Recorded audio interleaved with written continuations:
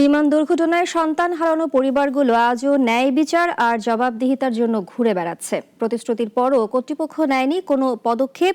এমন অভিযোগ নিয়ে নিহত ও আহত পরিবারের সদস্যরা আজ দাঁড়িয়েছেন রাজধানীর উত্তরার মাইলস্টোন স্কুল অ্যান্ড কলেজে।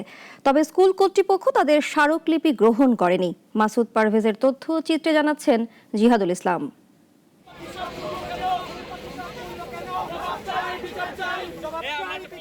এভাবেই স্লোগান দিতে দিতে মাইলস্টোন স্কুল অ্যান্ড কলেজে বিমান দুর্ঘটনায় নিহত শিক্ষার্থীদের স্বজনরা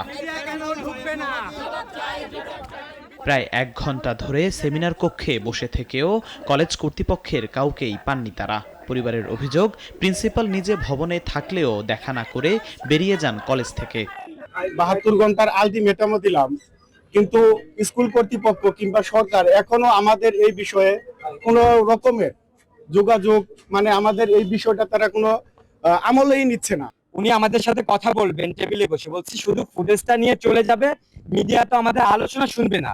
আমরা আপনার সাথে আলোচনা করার পরে আমরা মিডিয়াকে ব্রিফ করব, আর আপনাদের পক্ষ থেকে আপনারা ব্রিফ করবেন। দুইজনটা দুই পক্ষ থেকে ব্রিফ করেন। মিডিয়া শুধু ফুটেজটা নিয়ে চলে যাবে, মিডিয়াকে উনি ফুটেজ দেবে না কোনোভাবেই স্মারকলিপি নেওয়ার। আর আমরা কেন মিডিয়া ছাড়া স্মারকলিপি দিতে চাইনি, কারণ ওরা মিথ্যাচার করে।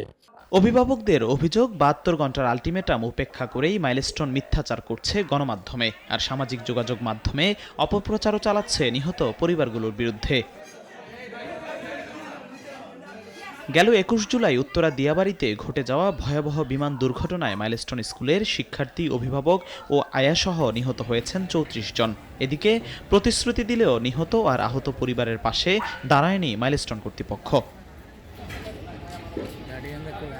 জিহাদুল ইসলাম, নাগরিক, ঢাকা।